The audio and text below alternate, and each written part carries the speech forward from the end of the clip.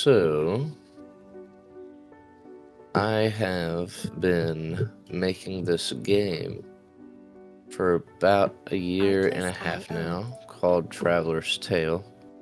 And this is actually my 4.0 version of the game. This is, I've redone it quite a few times, just kind of scrapped it all and redid everything. I think this is the best version so far.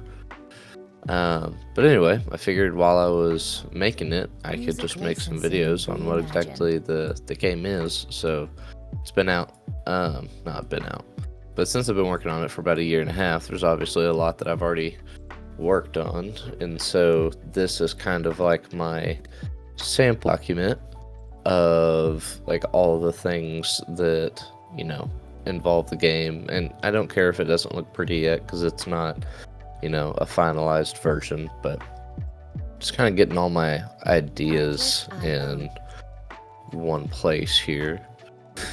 But I figured I could go through and maybe tell you all a little bit about it, just so, you kind of get a little bit of a understanding of what the game is. So I'm going to go ahead and I'll read you this little intro.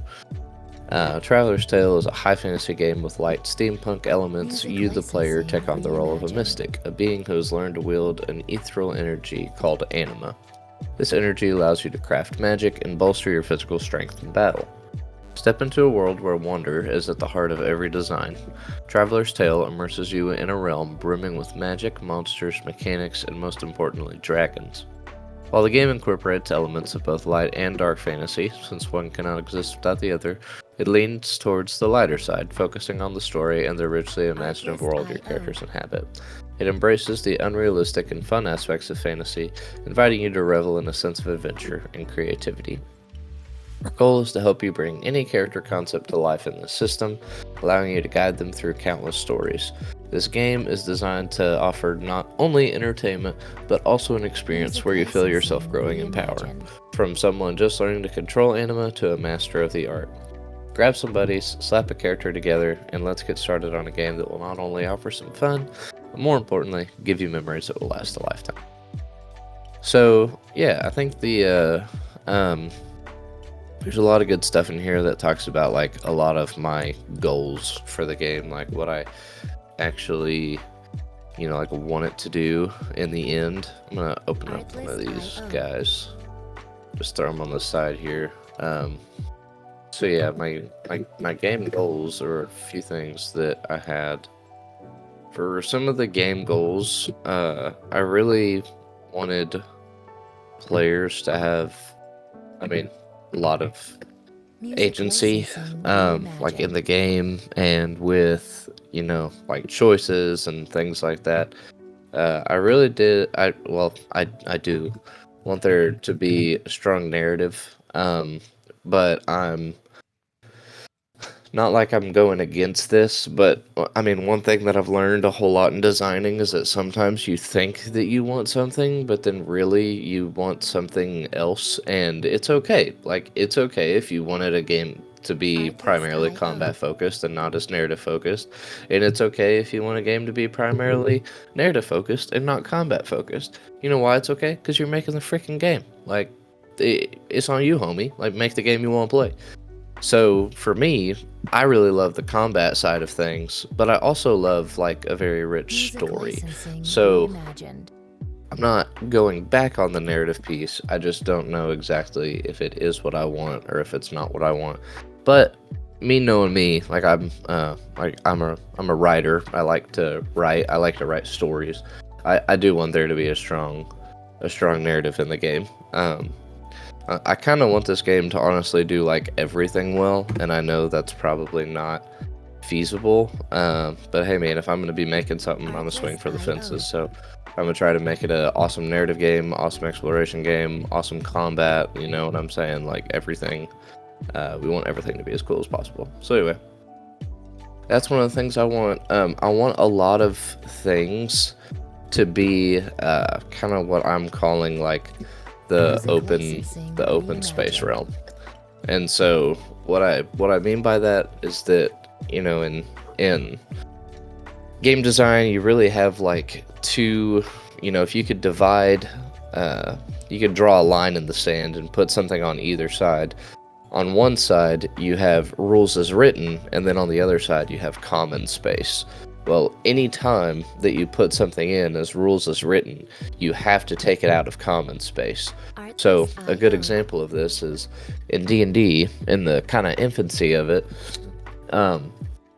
Whenever rogues came out, it was like, okay, well, rogues are now your sneaky, trap disarming, people. Like that's what they are. Like they are, the best class that does this thing.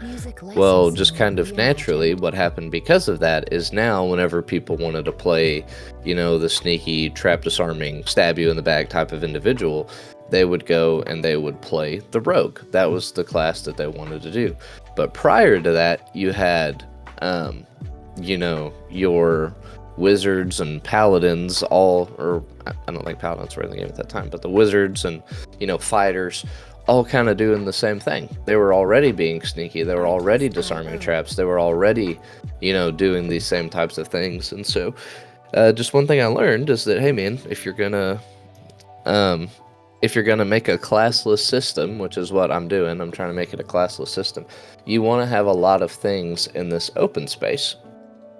And I think that just allows the player to not really be bogged down by what type of class that they're picking, but really just get to focus on what's the type of character that they want to make.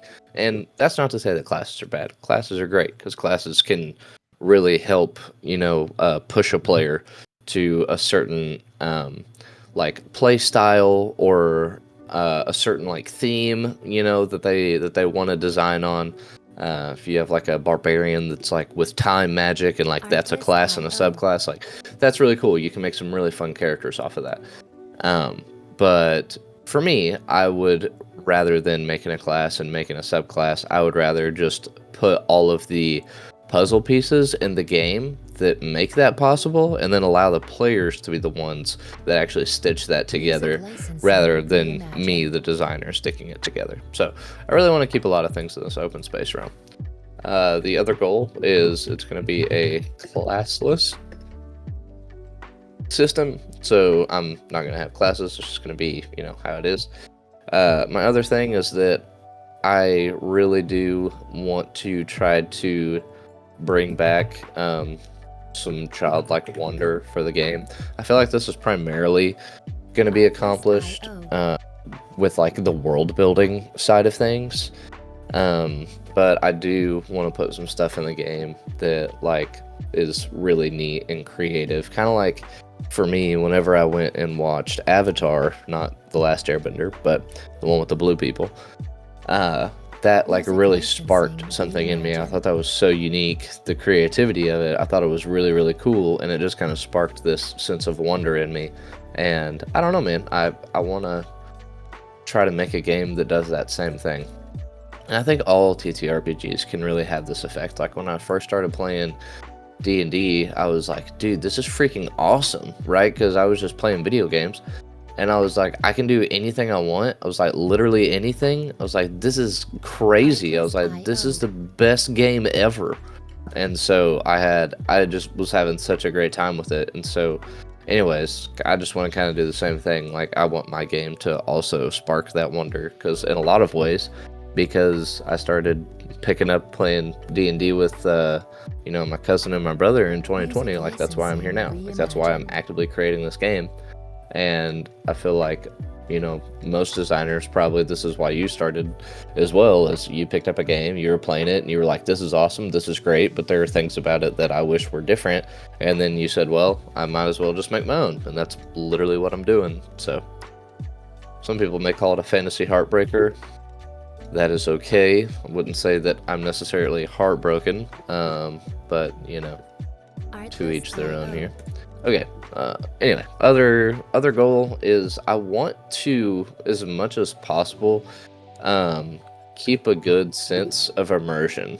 And what I mean like that is like sometimes I feel like game mechanics can kind of break immersion sometimes.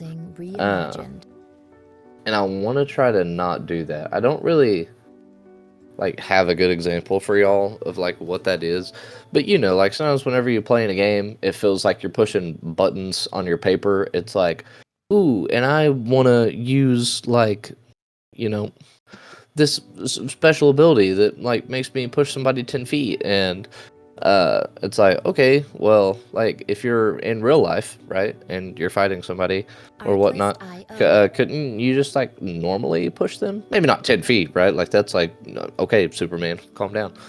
But you know what I'm saying? Like it's gonna be, a decent push. May shove him to the ground, may knock him down. So anyway, I'm just trying to really, I guess what you could say is immersion slash imagination is at the core. So if a character is like imagining to kind of do something crazy, I just want this system to be able to kind of handle that. I'd honestly say this imagination at the core more than anything is like um probably one of the most core design roles for me is I really want imagination to be at the core of the game, just because I don't know, man, like a piece of that childlike wonder. Like for me, I was the kid who growing up I was playing with Power Rangers all the time, and not only did I love playing with Power Rangers, but I also loved to be a Power Ranger, Spider-Man included in that. So I was wearing my Spider-Man costume all the time. My buddies would come over and I'd be like, dude, like, let's play fight. And like, I had this bow and arrow that broke, but since the string broke on it, it just straightened out. So it was literally just like a bow staff. And I was just swinging that thing around, just beating people up. I was like, it was a great time as a child. Just kidding. I mean, it was fun, but sorry, buds, who had to go against me in my ranger form, dude. But anyway, it was a great time, man, and it was fun. It was fun to have my imagination just be brimming. I got a little Ben 10 Omnitrix at one point, and I was like, yeah, dude, I'm accelerate. I'm fast as frick, boy. So I was just having a great time, and I was like, man, now that I'm older and now that I'm 25, obviously my brain don't be working like that anymore, and that I don't know, man. There's just something about like that childlike wonder. It's also core for me. Like it's so cool to think about the fact that I could be making something that like may bring that back for somebody, and just let them have a lot of imagination. So anyways, that's the thing. So kind of contrary to imagination at core is like for me, I don't really know how to say it. It's like it has to be reasonable. Like the game has to be reasonable. Maybe that's a good way. I'll explain it. It's like, some games are literally built on chaos. It's like, oh yeah, if you want to just do something crazy, like not a problem. Like we have all these rules so that if you want to do the most craziest thing possible, like it can happen. Well, I want it to be like reasonable in some sense, but also unreasonable in a whole lot of other senses. So I don't know what I'm getting at here. I guess what I'm saying is that like I just don't want the game to get out of hand and for people to be like, yeah, I want to go up and I want to one-shot the dragon. And it's like, okay, well, like maybe, but you'd have to like roll stupidly well, but I'm not just gonna like let you go up there and like one-shot the dragon or whatnot. Or if you're like, yeah, I want to try to like suck the, moon down into my palm and turn it into confetti. Like, all right, bro, that's incredible. That's cool. Like, that's awesome. But but how, like, do you have something that can do that or what? So anyway, the magic system kind of makes the game reasonable because the magic system is built to be like big, kind of bursty, quick. Like everything kind of lasts for like a turn, or like a couple minutes. Like there's nothing in the game that's really like, oh yeah, this one thing of magic is gonna last for a very, very long time, like years. You know what I'm saying? Like everything is kind of in the restriction of like a day. Like if somebody's doing something magical, like some of the most highest tiered people, they would probably only be, able to hold whatever that, magic is that they're doing for like a day. And then after that, like the duration's up. So Okay, anyways, imagination at the core, reasonable in the sense of like, I don't know, man. Like for me, I don't like it whenever people want to play an RPG like it's super wacky. Like I understand that like every player has a way that they want to play that's fun, and like some people just want to meme out when they play RPGs, and like that's fine. But because that's you. But like I'm saying, for me, like I don't want to meme out if we're playing an RPG. You know, like if that's the way you want to play, that's the way you're gonna play. Whether my rules say it or my rules don't say it, you'll figure out a way to make it play like that. But as far as the rules go, I just want the game to feel like it's kind of reasonable. So, all right, well those are my core goals. So now y'all kind of understand, like in the design space, y'all can probably look at these and be like, oh yeah, like well that makes sense. So rolling dice, yeah, there's, man, this is a huge document. I do not want to go over all 13 pages of this. But okay, let's go over like some quick stuff. So rolling dice, this is kind of essential. All skills can be leveled up from 1d4 all the way to 1d12. Whenever you go to roll a skill, you will grab the core stat die associated with your skill, as well as the skill die. You will then roll these two dice and add the totals together. Example, if you have a 6 in dexterity and a d4 in acrobatics, then if you roll a 5 and a 2 on those, add these together and give my GM the total of 7. From here, the GM will determine if it succeeds or fails. So that's kind of the core, like, resolution die. And so let me go down here to your core stats. So here are the core stats that you have: strength, dexterity, intellect, fighting, anima, innovation, presence, and nature. And so every single skill is just associated with one of these 8 stats. And then whenever you go to roll that skill, you will just roll the dice that you have in strength, dex, int, whatever, with the skill that you have. Similar to like this example up here. That's exactly what you would do. So, all right. Determining success. This is just a little table that kind of just shows like what is considered a difficult role, like this being very, very difficult in the game, versus something that being very easy. I don't know if y'all saw it up there, but dice also explode, and they explode on the highest. So if you're rolling a d6 and you roll a 6, it explodes. If you're rolling a d12 and you roll a 12, it explodes. So it does kind of make the numbers a little bit swingier sometimes, but I really like exploding dice because I think like the childlike wonder piece that I put in there, dude, exploding dice are just cool. Like they're just fun. So if you don't like it, man, just like get off me. Go play another game that like doesn't have exploding dice. But I think they're super fun. So, and the players love it whenever they're rolling and they keep on exploding and they're like, oh my god, I'm gonna hit this dude for like 500 points of damage. Which there's not even damage in this game, there's just wounds, but still they're freaking out. They're like, oh my god, I'm gonna wound this guy like 8 times. You know what I'm saying? Like they're freaking out. So I love it. It's fun. It's fun to watch them tweak out about it. Okay, when do you roll dice? Very, very simple. Literally anytime you want to do anything for the most part, you're just rolling dice. Now, I'd love to hear other people's comments because I've been thinking about this a lot. I've been thinking about roleplay, like adding. I don't have a whole lot in the system yet for like the roleplay side of things. Like if I want to add dice to doing some of those roles, and like I've never played a game, I guess, role-playing game that's been focused specifically on the role-playing side of it and like all the rules and stuff that they would have with like social interactions and all that good jazz, and like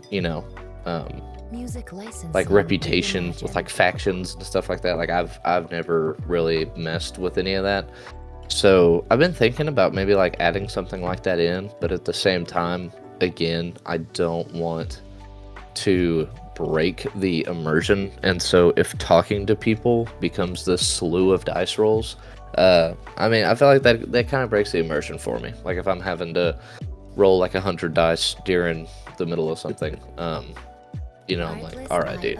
Like unless it's combat for me, or like combat, or like trying to like see, like some skills that would apply outside of it. Like I don't know, man. I don't want to be rolling dice a whole lot whenever I'm just talking to people. But maybe you should. Maybe you should be rolling dice. I don't know. Anyway, skills. These are the ranks of like if you have a skill at the rank 0, which you can. because sometimes your core stats can start at a 0. So if they do start at a 0, like any skill associated with it would also start at 0. So for example, strength, if you had a 0 in strength, athletics would start at a 0, and then brawl would also start at a 0. So anyway, this is the kind of point cost for all that. So this is what it would cost to get it from each space. And these are the skills that we have in the game. I did, like, you see skills like mining. I also have some skills in here like blacksmithing. Where's it at? Yeah. Smithing and rune crafting. And then I also have enchanting in here as well. I kind of wanted there to be some stuff in the game that was a little bit more like vocational skills, like something that was less of like a hey, can you see that guy, but more of like, hey, can you actually do something useful like a job? So in the first couple renditions of the game, I had like so many vocational skills.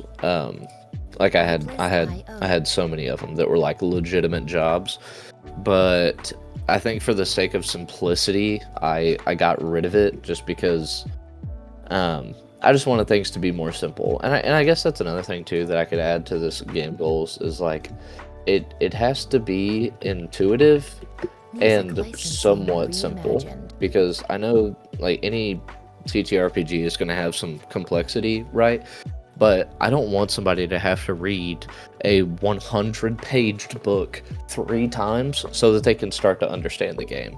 You know what I'm saying? Like, I want somebody to be able to read like a smaller document, you know, like right now I'm at 13 pages in this. So, you know, by the time I add in like literally everything, if I get to, I don't know, maybe like a 50-page document or something, like I know that's still a lot, but it's not that much, I promise, compared to others. So if I can get all that stuff in and have people read it, you know, and it kind of just makes sense, it's really intuitive is the thing I'm shooting for. So there's a difference between intuitive and simple. Simple is literally just like, hey, whenever you fight, you can attack 1 time, and yeah, that's it. Like, that's all you do. There's no extra things. If somebody attacks you, you know, like, you can't defend, so you literally just bonk back and forth until someone dies. And like every attack hits. You're like, oh, okay, well that's really simple. Like, that's not difficult at all. So I want it to be somewhat simple, but there needs to have some complexity for me to be interested. Okay, so also races, I think I skipped that. There are 13 total races, and they kind of give all these things. So races in my game, that's another design goal, is I want races to actually change your playstyle. Or at least like some aspects. I want them to be impactful, I guess is what I need to say. Races to be very impactful. So I've actually tried to make the races pretty like strong, just so that each time you play a different race, there's actually like a different feel. That was one thing with D&D that I didn't love, is that I would play, you know, like an elf, and then I would go and play a Warforged, and I was like, I feel like the same person. Like, I don't really feel like my race is doing very much to change a part of, you know, like my game. And that's primarily because like classes is the place where all of that happens. Like, that's where your character gets the distinct feel.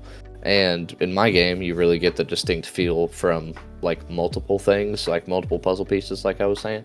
But races is one of those to where, you know, I want it to add a good, I want it to add like a good punch, you know, whenever you choose to pick a race. So, all right. Anyways, let's continue. Got all these skills. Got all this stuff. Races. Here we go. So background skills. Background skills are things that I'll just read this. 6 background skills are automatically given to you by your race. During character creation, you get to select an additional 6 background skills, 4 general, 1 weapon type, and then 1 anima type. These skills require half XP to level up. And so earlier, if you look at that table that we looked at for the skills, now this is halved. So now you can see going up to D4 is only 1 point rather than 2. D6 is 2 rather than 4. So background skills just make it to where that skill costs less to upgrade. And then you get to pick a couple background skills whenever you're in character creation. Proficiencies are modifiers to skills. So if you have a 2d4 in barter, but you have proficiency in it, you now have a +2 modifier. So that's what proficiency is. Movement speed is understandable. Racial abilities, that's understandable. You just have them. Wound threshold. So a character's wound threshold is calculated by their race. If they meet or exceed their wound threshold, they will fall unconscious, and most characters will start with 3 wounds, but others will start with 4. Some races are a little bit tankier, but yeah, wounds are decided by your race. Okay, evasion number, defense number, and armor. Let me go over this real quick because this will make a lot more sense whenever we get into the combat section. So evasion number, there's kind of 2 lines of defense. Evasion number is the first line of defense, and then your defense number is the second line of defense. For a target to actually wound you, they need to beat both your evasion number and your defense number. But it's not like you rolled a hit and then you roll damage. You know what I'm saying? It's not like, okay, when I rolled a hit, I'm seeing if I beat the evasion number.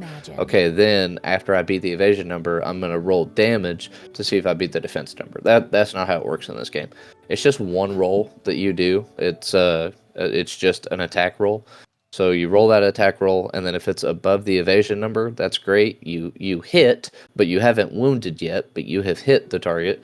And then if you, on your roll, you beat their defense number, then now you actually wound the target.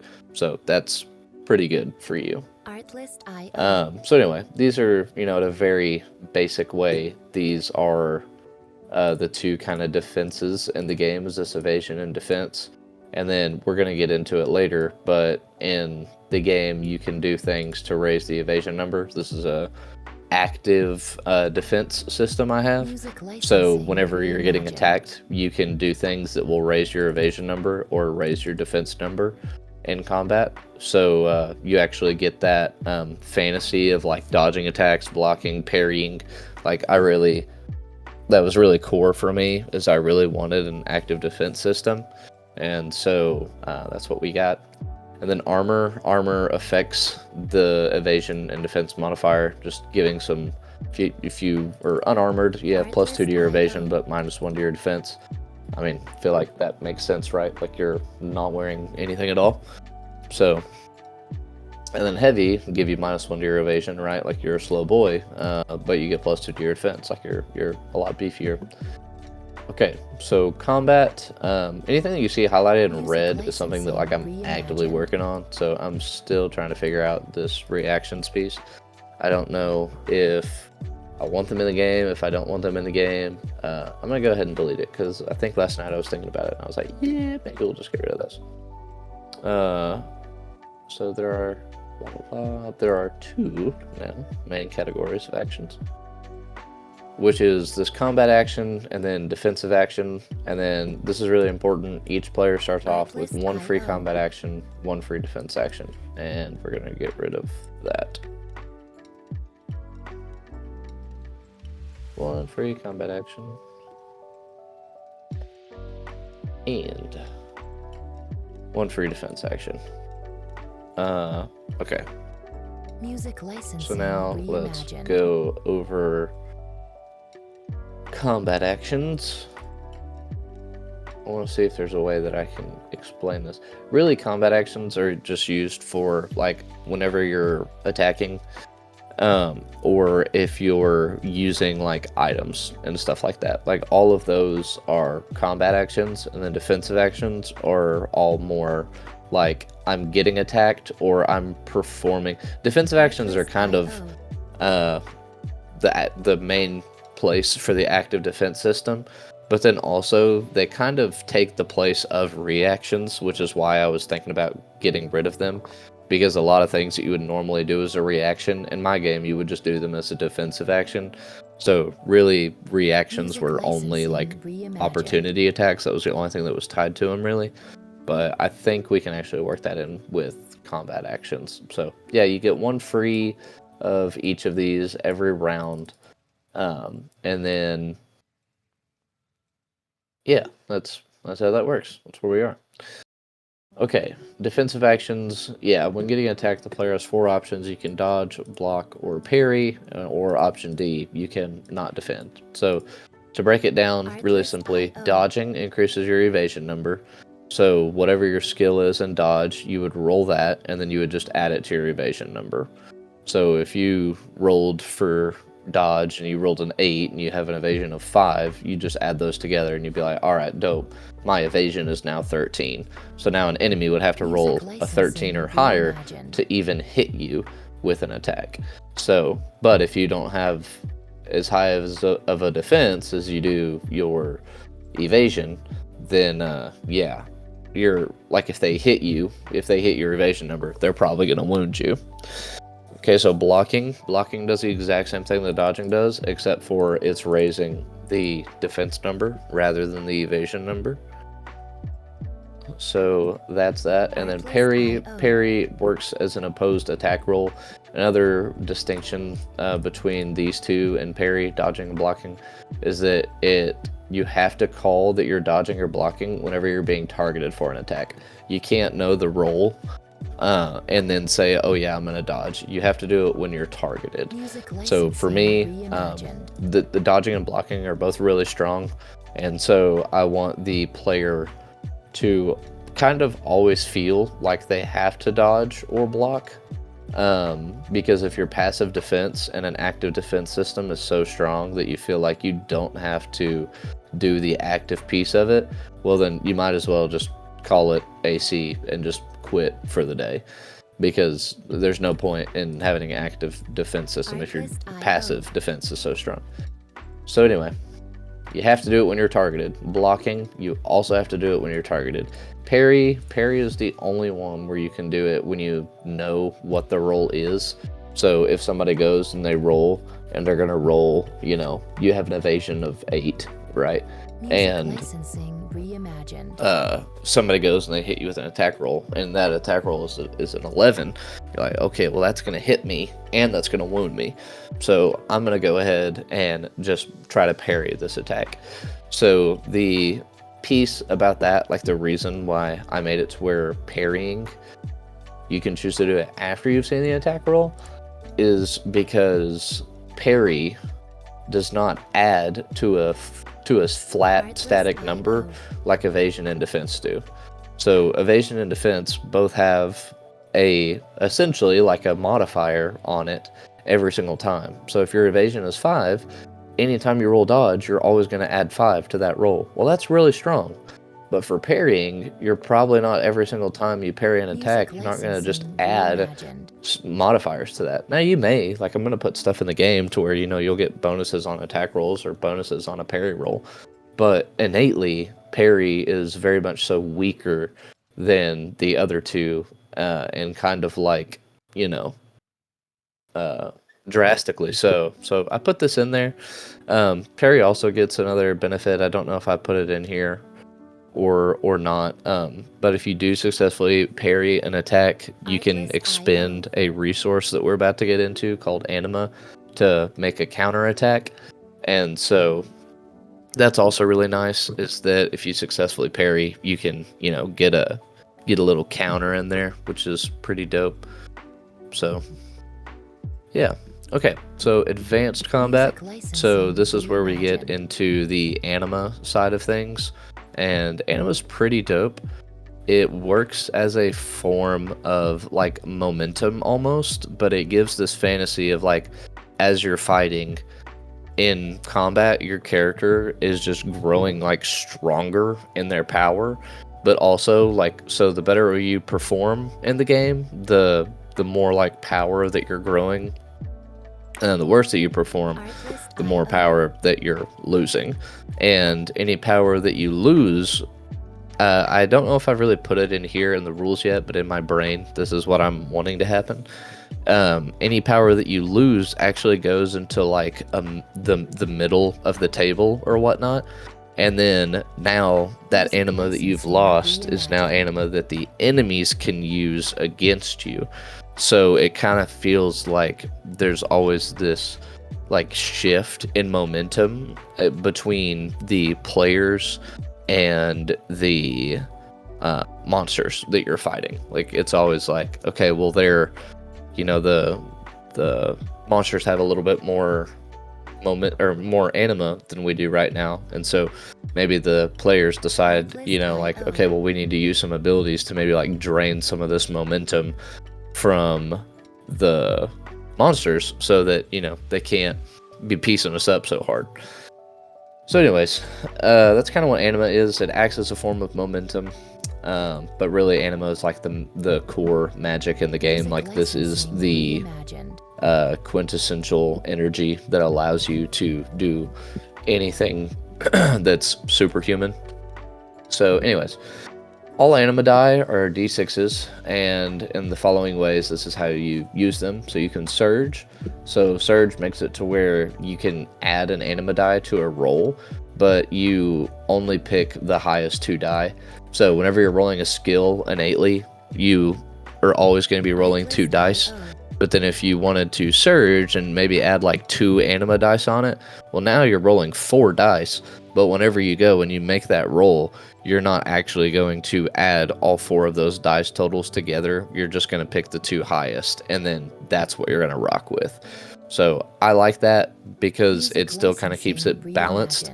If not, like being able to surge would be like stupid strong. And so that's why I made it to where you can only pick the highest 2, just to kind of keep some form of balance there. So that's surging. Anteing is anima can be anteed to prolong an attack chain or a defense chain, which we're literally about to get into. And then expend, anima is consumed to activate an ability. So, or condition, whatever it may be. It'll tell you. So attack and defense chain. Let me explain this because it's a little bit difficult. So on your turn, like whenever it's your turn, you have, or I guess whenever like combat begins, like this is just how it goes, is that within the span of a round, you have 1 free attack and 1 free defense action. Anything you want to take over that, so if you wanted to take a second attack or a second defense action, now we get into the realm of it costs anima to do so. And the way that works is that you have to ante anima to continue the chain. So let's say that you're attacking a dude and you are going on your second attack. Well, since you're doing your second attack now, it's not free anymore. So you have to ante 1 anima in order to make that attack. Now, the cool thing is that it's like a real big risk and reward. So if you risk, like if you keep on attacking, you'll keep on getting like rewarded for it, but at the same time it's kind of like gambling. Like if you do too much and you fail, you're going to lose out big. So it always makes the player think about like, okay, well, should I keep on pressing my attack right now or should I not? Because if I do keep on pressing my attack, A, I could lose a lot of my anima if I mess up, and then B, I wouldn't have enough to defend if I'm just attacking all the time, so I may get slapped up. So there's a lot of things in the game that really make the player think tactically. I love tactical combat. That's what I want. I do not want to go in and just be beating somebody with a stick. I want to be going in there and beating somebody tactfully with a stick. There's a difference. So anyways, it goes in like a crescendoing,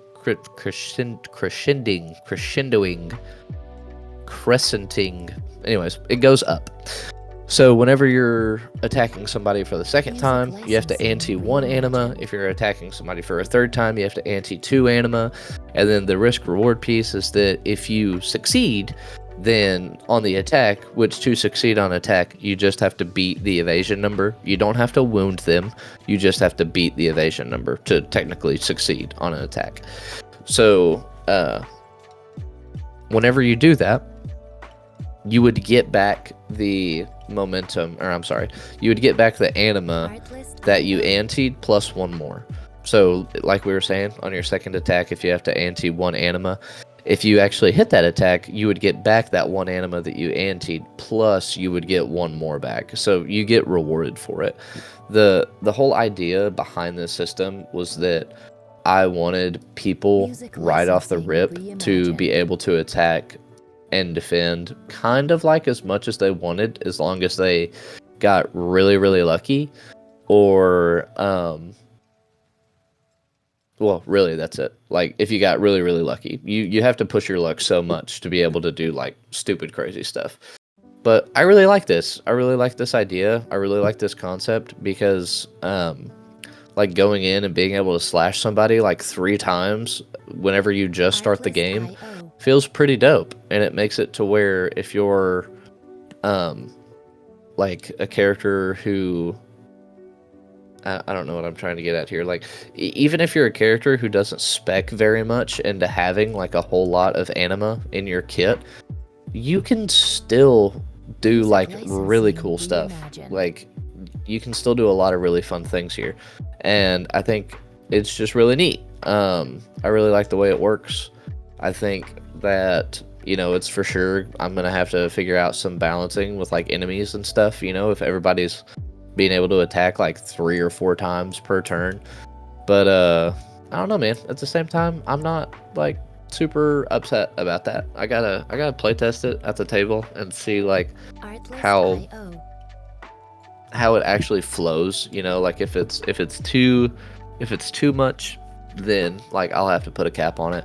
But I don't know if it'll be too much. We'll just have to see. Like I said, the risk and reward side of it really, I think, in my eyes, keep it balanced, because if somebody is kind of going all out, like, they earned it, right? And I think that's okay. But if somebody isn't going all out, well then, you know, or they went all out last turn, but this turn they ain't, well, it kind of balances it out, you know, like they're not nearly as, you know, consistent as they need to be. So anyway, that's kind of how attacking works. And then defending, same type of deal. It works the exact same way as the attack chain does. If you're defending a second time, you have to ante an anima. If you're defending a third time, now you have to ante 2 anima. And then anytime you fail, and the way that you fail a defense roll is by actually getting wounded. So if you roll a defensive, like a defense roll, and you fail, then you lose whatever momentum, or I'm sorry, whatever anima you had anteed, and one additional. So, you know, if you're spending one anima for your second defense, then you would lose that one that you anteed plus one more. We have play tested this a little bit. It sounds like really confusing whenever you're trying to explain it, but in game, I don't know, it really wasn't all that difficult to track. I just have a lot of D6s to the right of me, and so I'm just like consistently just like taking some away and then putting them back. So it's not all that difficult. So alrighty. Yeah, that's kind of how attack and defense chains work. Now we'll go to missing an attack or taking wounds. Like we said, anytime you miss an attack, you're gonna at least lose 1 anima. So even if you miss like your free attack, you're still losing 1 anima. If you take a wound, you're going to lose 1 anima. Here's the other piece of the risk reward, is that if you're attacking somebody, like if you're using combat actions to attack, if in the span of 1 round you fail on an attack roll twice, you become exposed. And so what exposed does is it halves your evasion until the start of your next turn. And like I said, anytime you fail 2 times on attack, you can no longer attack. Really, it's not this turn, it's this round. You can no longer attack this round, but you can still defend. And then, again, I've tried to mirror like a lot of these mechanics, especially between evasion and defense. So Guard Broke does the exact same thing, but instead of when you miss an attack roll, it's when you get wounded. So if you get wounded twice in 1 round, you would be considered Guard Broke, and then while Guard Broke, your defense is halved. And you may also take no more defensive actions until the start of your next turn. So Exposed and Guard Broke, they both suck. Like, you don't want any of that to happen. Here is the other thing that we have added in. Again, there's so much in here to incentivize risk and reward and anima usage. Like, it's so integral during combat that you're not screwing around with your anima, but like you're using it tactfully. Because if it ever hits 0, now it doesn't really, I guess I should add this caveat in here. It doesn't count as it hitting 0 until after whatever action you were doing resolves. Because you may, like, choose to surge and use all of your remaining anima to do an attack. But then if that attack hits, you're going to get at least 1 anima back. And so if you get that 1 anima back, then that's awesome. Because now you're not at 0. So anyway, let me go over what this is. So if your anima ever hits 0, then you contract the condition exhausted. Exhausted is a terrible condition that has the following effects. You are both exposed and guard broke. Enemies have advantage attacking you. Your movement speed is halved. You cannot gain any anima until the start of your next turn, and you cannot expend any anima, or I guess just spend. You cannot spend any anima until the end of your next turn. So, pretty terrible condition here. Honestly, it may be too terrible. I don't know. This may be way too strong because enemies having advantage when attacking you plus already being exposed and guard broke is like, oh, you're just gonna die. So I'm gonna keep it as is for playtesting, and then I may look at it and be like, yeah, that's too bad. But I don't know yet. Like we'll just have to see. Enemies are not affected by the rules of exposed, guard broke, etc. There's going to be like some caveats to this, obviously, because I want ways for players to be able to like break the guard of an enemy and do stuff like that.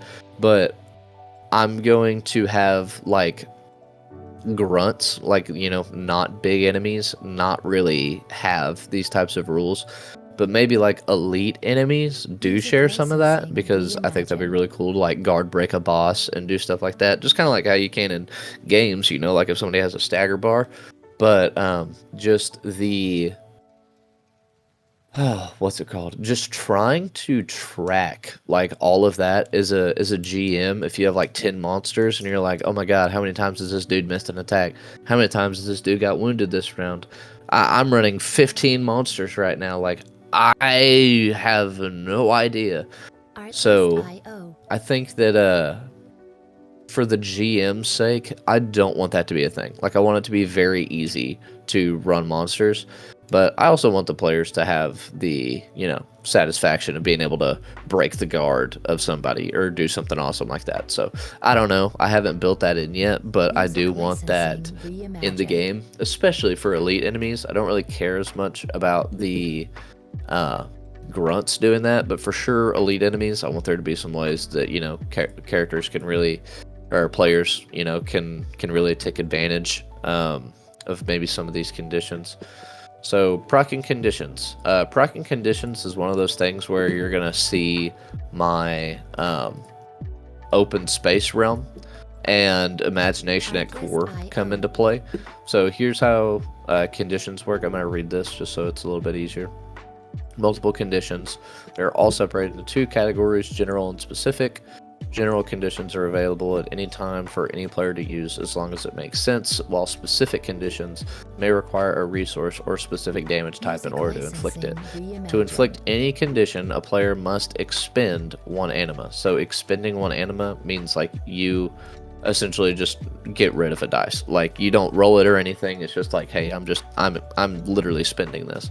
So you have to expend 1 anima, and then conditions are also very bursty. They usually only last 1 round unless stated otherwise, and a creature can't have more than 2 conditions affecting them at the same time.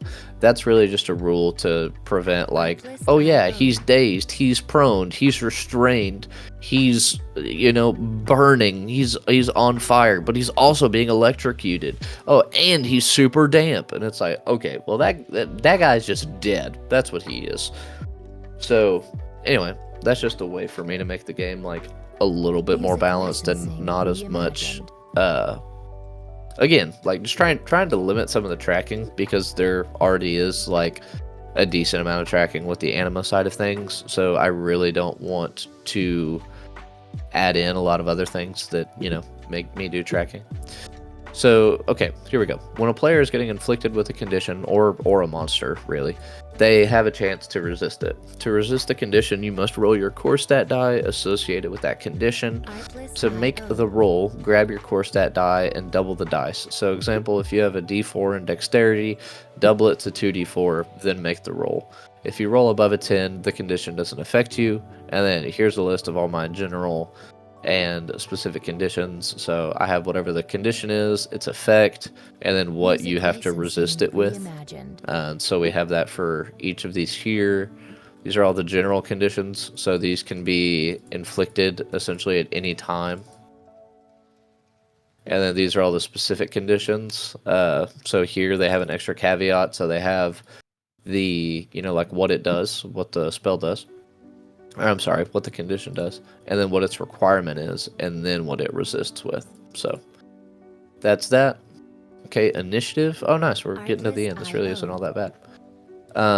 So initiative in this game doesn't exist. Whoever initiates combat first will go first, and then it'll just hop between player monster until combat is over. Another way to look at it is whoever it makes sense narratively to start combat, that's how it should go. So again, y'all, D&D is my thing that I've had the most experience with, so I'm gonna compare it to that a lot, and that should be fine. So for me, I love being big old beefcake in the center that soaks all the damage and keeps my party safe. I love tanking, dude. I love to be in there in the middle of everything, like with my mitts in somebody's grits. You know what I'm saying? Like, that's exactly where I want to be all the time. If I'm not in somebody's face, I'm doing it wrong. And my biggest pet peeve was the fact that when you play a character like that, you ain't dexterous, okay? You're building strength because strength is awesome, and that's what you're making. So for me, I would always get so pissed off because I would be like, yeah, man, I'm the tank, right? And I was like, I run in there and I go to like smack this guy or whatever. And they're like, all right, roll initiative. And I was like, bet.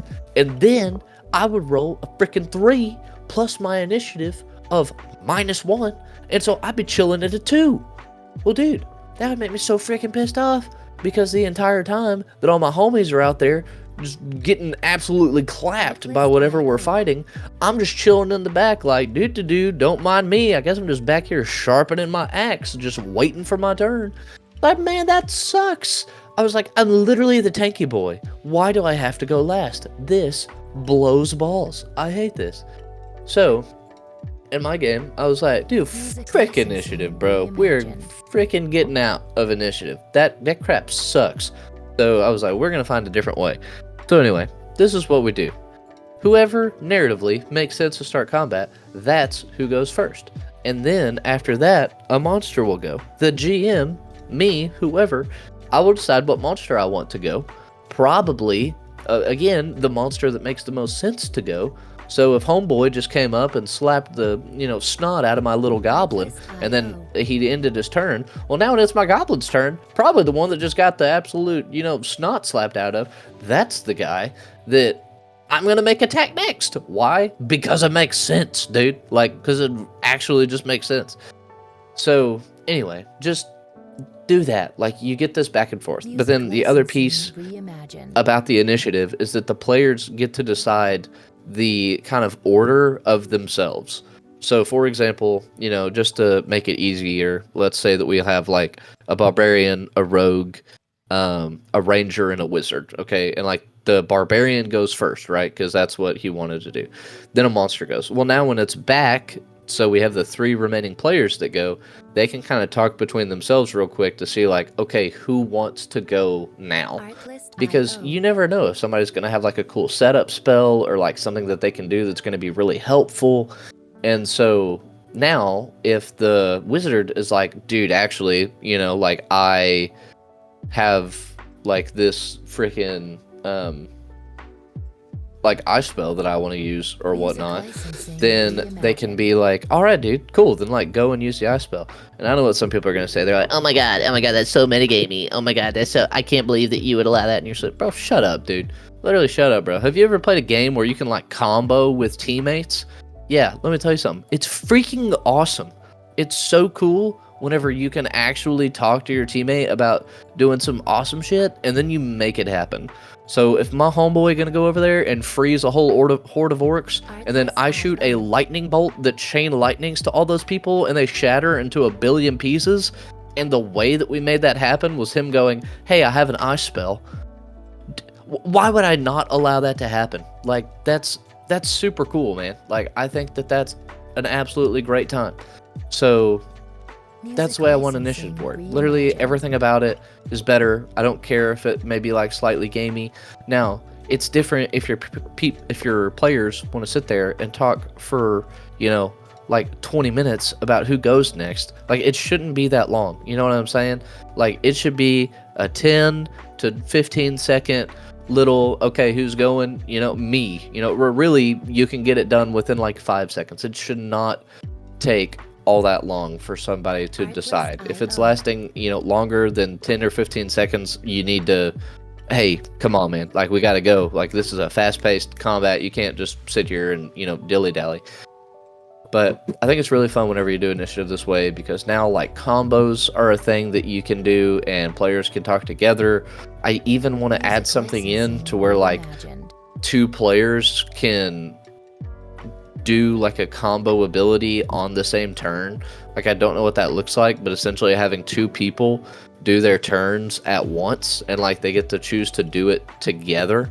I think that would be really cool. Now, I don't know how in the world we make that happen, but I would love there to be something in the game that's like, oh yeah, you can do like a combo move with a homie, and then when it's your turn, you and him actually go together and y'all do that combo move. So like you and him share that same turn rather than it having to go to like a monster and then back to the player that you're trying to combo with. Now y'all just do it on the same turn. So I think that'd be sick. I want to add that in. I just haven't yet. I don't know what that looks like. I guess I should probably write that down somewhere.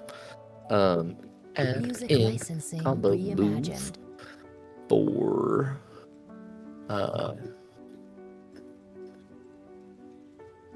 For players comboing. Sure. I know what it means. Okay, opportunity attacks. Again, this is one of the things that, like, I literally just changed it yesterday, so it's going to be different than what this says. This part is true. When attacking an enemy face-to-face, you are engaged. Engaged means that a target is within 10 feet of you. When a target that you're engaged with attempts to flee without disengaging, you can take an opportunity attack once they move at least 5 feet away from you.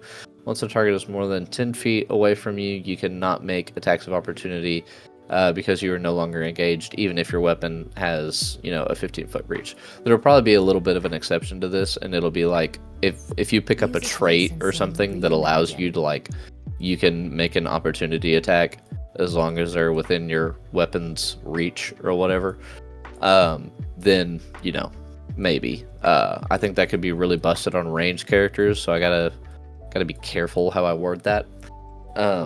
But opportunity attacks, I didn't add this in here, but opportunity attacks are gonna be a combat action. So again, I think this is where the system could get a little bit tricky, so I don't 100% know. Like, I'll just have to playtest it and see how it is. If I'm on, like, my 3rd attack, and then somebody wants to run by me and do an opportunity attack, well, now I have to expend more anima to get that opportunity attack. So it's like, okay, is this opportunity attack even worth it if I've already attacked so many times? You know what I'm saying?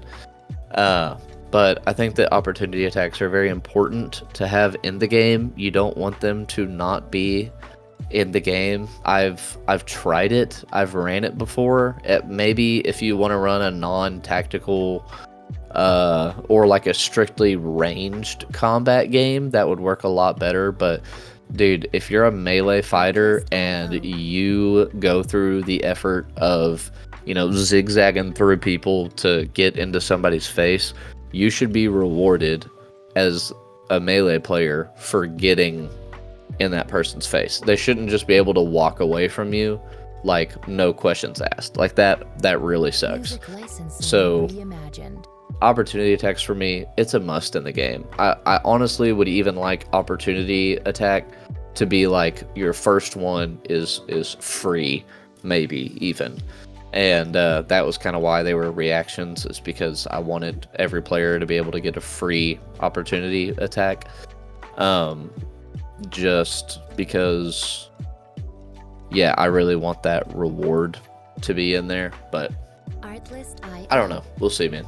We'll see. I'm just gonna kind of test things as they are, and then we will see if, like, we hate it or if we love it. So, all right, easy combat example. This is cool. I'll just go through and I'll read this, just so y'all kind of see like what would an example in combat look like. So a player starts off a fight with 4 anima. So how, depending on 2 skills that a player has, will determine how much anima they start off with.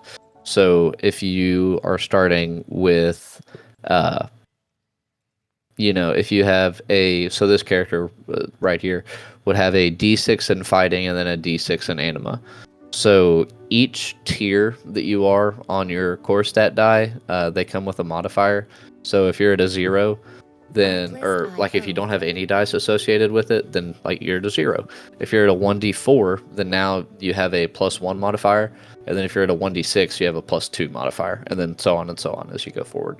So if a character had a d6 in fighting and anima, those +2 modifiers, you just combine them together, and that's how much anima you start off with. So if they have 4 anima, they're going, so fairly weak character, right? Like not super strong. They're going to fight a goblin that just hopped out of the brush and is trying to rob them. The player pulls out a sword and begins to swing at the opponent. So since they narratively started, they get to like actually narratively start. Wow, crazy, right? Their first attack beats the evasion number but not the defense, so it's a success, right, but no wound. They gain 1 anima for succeeding and decide they want to attack again. Since this is their second attack, they have to ante 1 anima. They miss the attack roll by not beating the evasion number, so they lose 1 anima. They lose the 1 anima they anteed plus 1 additional, putting them now at 3. So they decide not to push their luck because they don't want to become exposed, right? And they're saving some for their defense. Very smart. Now it's the goblin's turn. The goblin goes to attack and the player decides to dodge. Even after increasing their dodge, the goblin still gets through their defense and lands the attack. The attack also wounds the character. Since our player got wounded, they lose 1 anima, putting them at 2. At this point, the player is on the ropes. Like, let's say this player has like 3 wounds. So they're at, 2 wounds right now. But still, like, they don't, they don't have a lot of anima. They decide to use their free action to use their magic to engulf their weapon in roaring flames. The player then uses their second action to attack the target. So again, since this is their second combat action, it's gonna cost them that anteed momentum cost. Since this is their second action, they have to ante 1 anima, putting them at only 1 anima left. They risk it and expend their last anima to proc the Scorch condition. Now, if this attack wounds, it will deal 2 wounds instead of 1. Their attack hits and wounds the goblin. The goblin takes 2 wounds because of the Scorch condition, because that's what it says. And because our player succeeded in the attack, they gained back the momentum they anteed +1. +1 more for succeeding on an attack roll, putting them back at 2 anima. Thankfully for them, that attack was just enough to put an end to the goblin. So this is kind of just like a very basic example of how the system works in like a one-on-one fight. You may think that that's too complicated, that that's too many rolls, and maybe it is. I don't know. Like I said, I've only playtested this system like a handful of times, and honestly, I struggle because it's like, you can do combat sims or whatnot, but combat sims is like way different than, actually having like 4 people attack stuff, and then you gotta make monsters, and you gotta make a story for somebody to go through, and all this stuff. I don't know. It's a lot, man. Like, whenever it's just you doing stuff by yourself, you're like, I don't want to create a story for people to go through that I have to make, and I guess there's a lot of stories that are already out there, so I should just pull some of them. Okay. Healing. A lot of people are going to give me flack for this healing, and I'm honestly not about it. I think that this is a great balance point, and I will I will fight it to the death here. So, healing. To heal a player, you have to beat their defense. No need to beat the evasion because I'm sure they want to get healed. But for the heal to go through and restore a wound, you need to beat a player's defense. The amount that you based, or the, what? Oh, the amount that you heal. Okay, I missed some words there. The amount that you heal is based upon your Ren, and we'll get to that in just a second. The Ren is kind of like the special magic that you have, that like you've crafted. If you crit on a heal, you'll double the healing. If you are healing with a potion, you must spend a combat action to use it. You cannot use a healing potion while you are engaged with a target. Okay, so healing. Why do I have to beat somebody's defense in order to heal? Well, a couple reasons. So the first is that since wounds is a thing in this game, and you only have a couple, right? Like you only have 3 wounds or 4, or when you get to late game, maybe you have like anywhere between 5 to 8. I don't really know yet, but it's every single one of those wounds is so valuable because getting hit by an attack and getting wounded, it's not like hit points to where you have 100 of them. You only have anywhere between 3 to 10, right? So every single one of those that gets restored is catatonically bigger than hit points. So if I have this big old beefy, barbarian character, right? And he's got a super high defense, he barely gets wounded. And then after like 10 attacks, somebody gets 2 wounds off on me, and then a player's like, all right, well now I'll heal him, and then I immediately get those 2 wounds restored. Dude, I never die. Never. Like, I'm just goated all the time. So this actually adds in a little bit of a balance to characters that have such a high defense, is that if you have a really high defense, you're going to not be able to get as healed as well. Whereas if you have a lower defense, you're going to be able to get healed a lot better. The other way that I look at this is, hey, who would it be easier to heal if they got seriously injured? The Incredible Hulk or a little old lady? I feel like it would be way easier to heal little old Betsy down the street than to heal the Incredible Hulk if he was at near death. Why? Because the Hulk is a bigger, beefier dude. It takes more to hurt him. So since it takes more to hurt him, it takes more to heal him. I feel like that just makes sense. But some people may disagree. And if you do, hey, that's okay. Like, it's fine being wrong. That's not a problem. Artlist.io. All right, let's go to this next piece. Okay, death saves, man, all of this is like, it's working. I don't love any of this, so we're not really going to talk about that. Resting. Oh, also the other thing to say about healing is that since it's an active defense system, if a character does have a really high defense, they only really have that stupid high defense whenever they're actively defending, not when they're just passively, standing around. So whenever you go to heal somebody, as long as you're not trying to use a defense action on it, you're really not going to be that crazy. You know what I'm saying? Like, since an active defense system is in the game, your base defense may never go above like a 10 or a 12.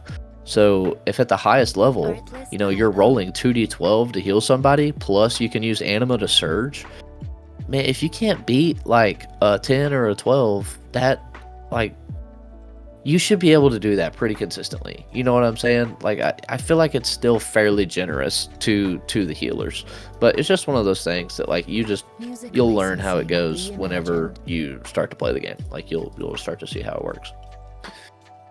Okay, death saves, yeah, we're not going to talk about it. Resting, essentially a short rest, you get to recover half of your wounds rounded up. Long rest, you recover all wounds.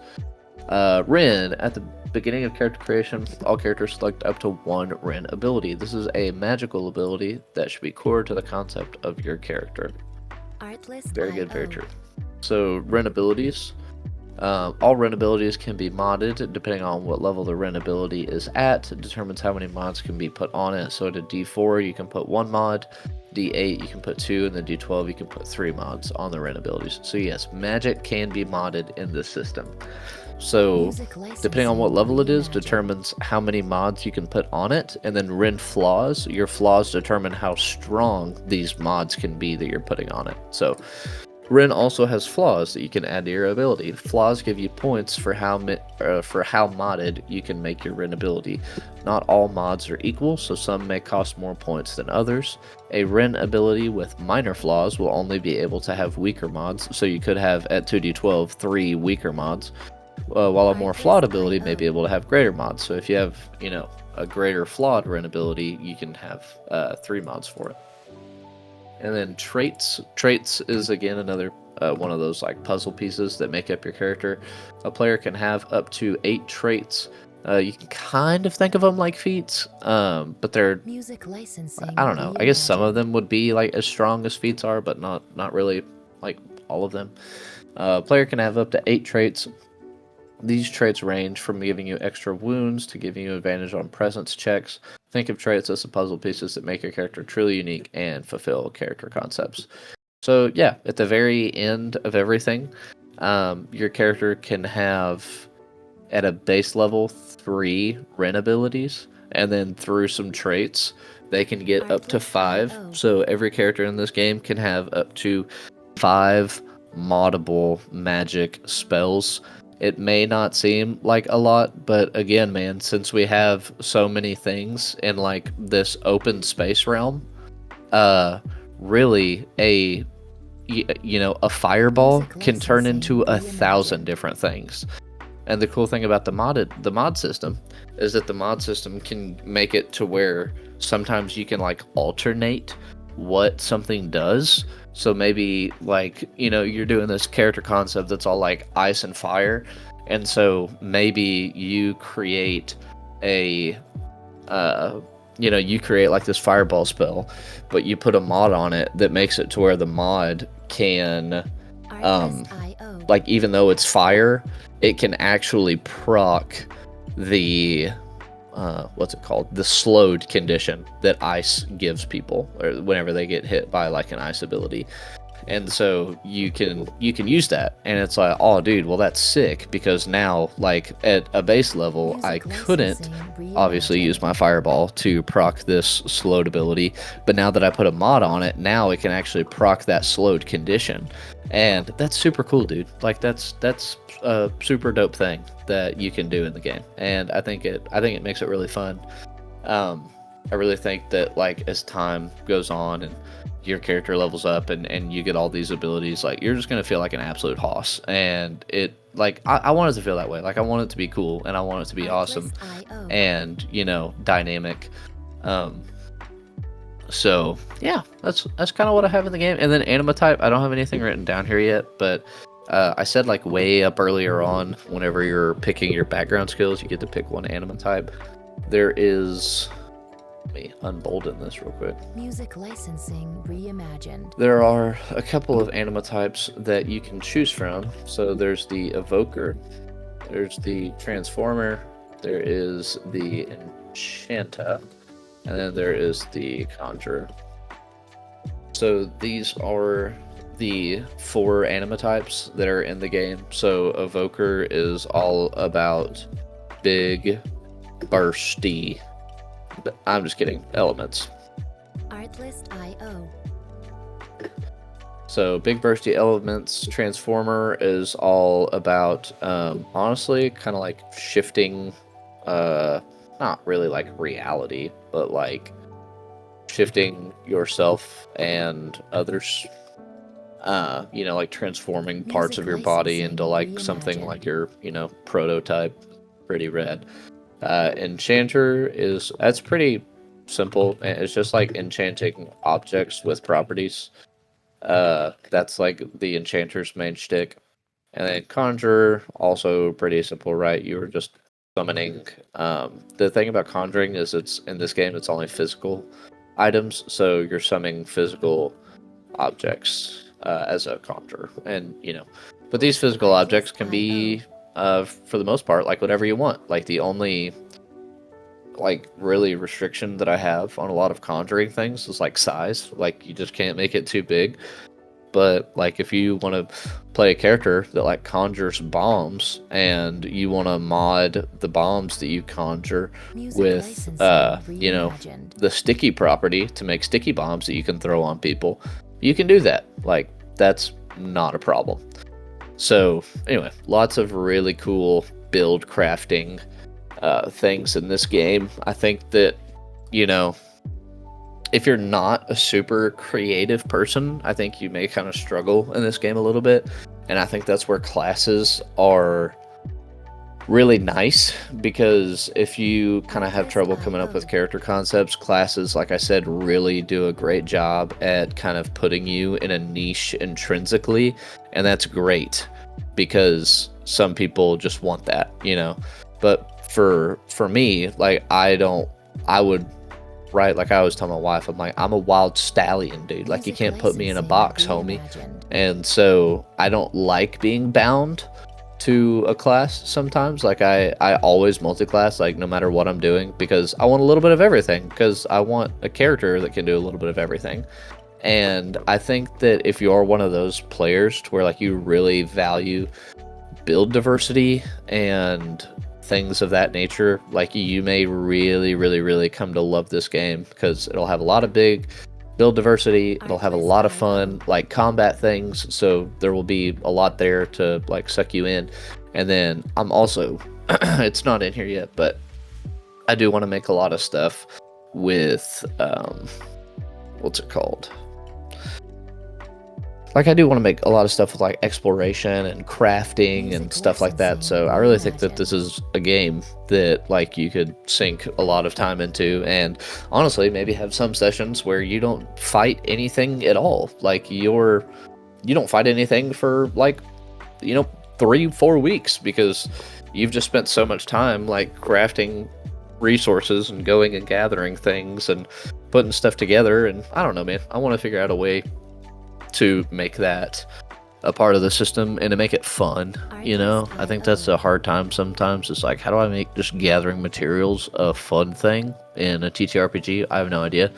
And also as a DM, or as a GM, it's like, hey, I want to go and craft, I'm going to go and find some trees. And it's like, okay, all right, well, go out and find some trees, I guess, man. Like I don't know what to tell you. And it's like, yeah, but then I want to cut them down. How much do I cut down? Like I don't know. I guess however much you want to cut down. Like you know what I'm saying? That's kind of where, when it comes to like dice rolling immersion stuff, I don't like one time, dude, I watched 2 paladins take 8 hours to cut down a singular tree because they rolled poorly. That's gay as hell, dude. That should never happen.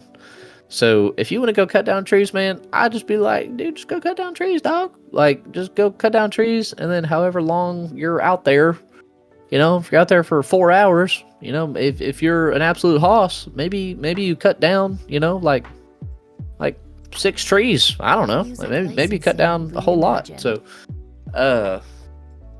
I don't know, man. These are just some of my ideas. I just want stuff to be fun, and I want players to enjoy it. So, anyways, this is kind of a very, very basic look at a lot of the things in the game. I know whenever you look at this, you're like, that doesn't feel like a year and a half of stuff that you've designed and put together, but it is, and I'm okay with it, because I know a lot more now about what I want and what I want out of the game and how I want it to function. And so every different version that I've had of the game has been something new for me to look at and see and figure out. So I'm really happy with it. So anyways, if this gets any traction, that'd be rad. If it gets no traction, that's also okay.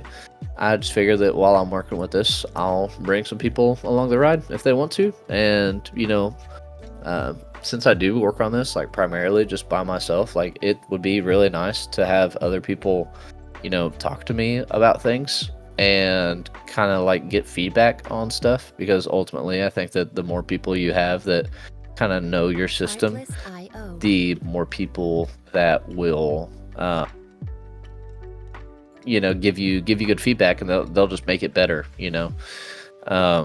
So anyways, that's what I got, man. If anybody's got any kind of questions about anything, comments, concerns, whatever, Music just licensing shoot me a reimagined. note, let me know. I'll take a look at it all, and I think that's it. See you in the next one.